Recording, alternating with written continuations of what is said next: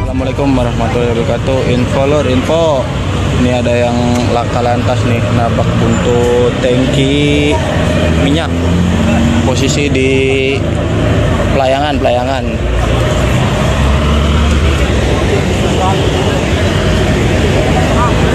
Barangkali ada yang kenal nih. Platnya G1031CC. Kecelakaan lalu lintas maut kembali terjadi di jalur pantai utara atau Pantura, Cirebon, Jawa Barat pada Minggu siang 3 April 2022 lalu. Sebuah minibus menabrak bagian belakang truk tronton yang sedang berhenti menambal ban. Kecelakaan lalu lintas ini mengakibatkan 6 orang meninggal dunia. Pengemudi diduga mengantuk. Para korban diperkirakan akan mudik. Kecelakaan maut di jalur Pantura ini bukanlah kejadian yang pertama kali.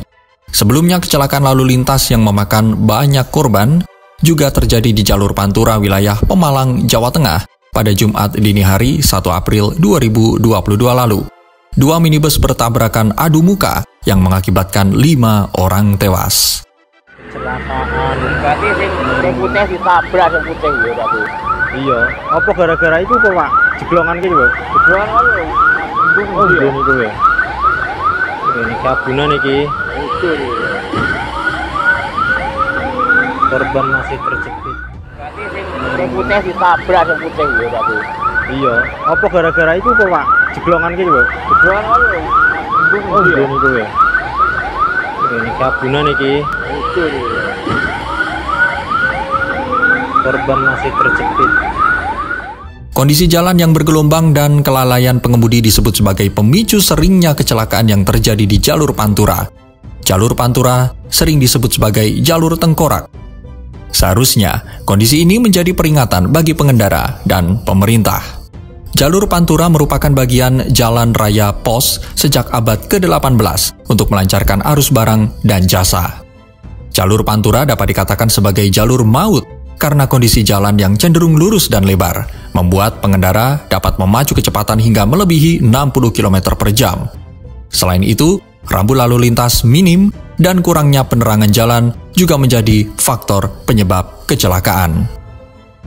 Jalur Pantura memang sudah tidak lagi menjadi idola sejak tol Trans Jawa tersambung dalam beberapa tahun terakhir. Umumnya hanya truk dan motor yang selalu melintas di jalan ini.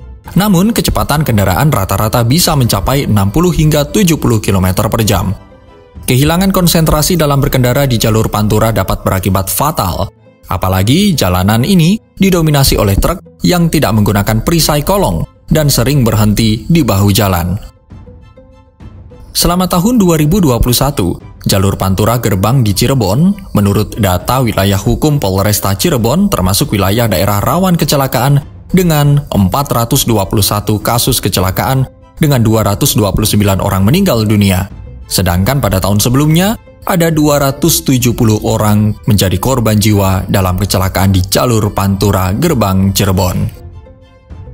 Dari catatan ini menunjukkan perlunya kewaspadaan yang tinggi bagi para pengendara, apalagi sebentar lagi arus mudik akan segera tiba.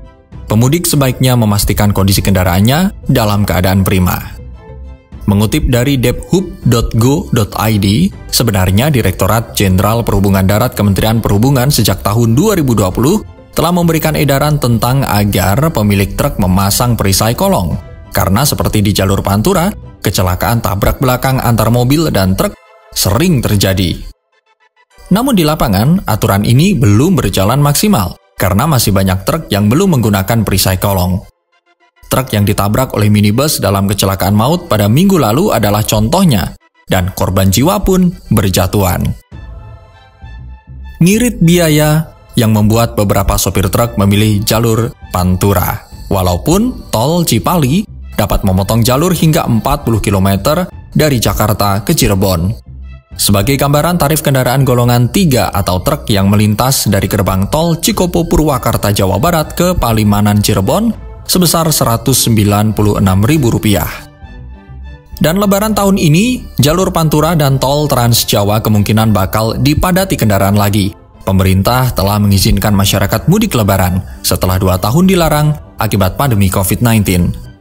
Meskipun dibebani syarat harus sudah divaksin penguat atau booster, Antusiasme masyarakat untuk mudik diprediksi bakal tinggi. Komite Nasional Keselamatan Transportasi (KNKT) menyebutkan, berdasarkan laporan dari Kepolisian Republik Indonesia, kelelahan pengemudi menjadi penyebab tertinggi kecelakaan pada saat arus mudik. Angka kecelakaan pada masa Lebaran selalu tinggi dengan korban tewas selalu di atas 400 jiwa. Sementara itu dari sisi pengguna kendaraan, penyebab kecelakaan antara lain kurangnya disiplin dari para pengendara itu sendiri. Mulai dari membawa beban yang berlebih dan tidak patuh pada peraturan lalu lintas. Kelayakan kendaraan juga bisa menyebabkan kecelakaan seperti kondisi ban, rem, navigasi, dan sistem lainnya yang kurang baik. Kondisi jalan yang buruk juga bisa memicu kecelakaan. Jalan berlubang, tidak ada rambu lalu lintas, dan banyaknya tanjakan tinggi bisa menyebabkan pengendara yang kurang mahir mengendalikan kendaraan mengalami kecelakaan. Lalu, bagaimana agar kita dapat mudik dengan selamat? Untuk para pemudik bersepeda motor, sebaiknya mengikuti program mudik dari Kementerian Perhubungan sebagai koordinator penyelenggara angkutan Lebaran. Kemenhub selama beberapa tahun terakhir telah menyediakan alternatif transportasi, yaitu bus dan kereta, bagi masyarakat yang berencana mudik dengan sepeda motor. Tujuannya untuk menekan angka kecelakaan lalu lintas di jalan raya dan mengendalikan jumlah kendaraan. Terlebih, program Kemenhub ini juga untuk menekan kasus kecelakaan yang menelan korban jiwa, seperti halnya di jalur Tengkorak, Pantura.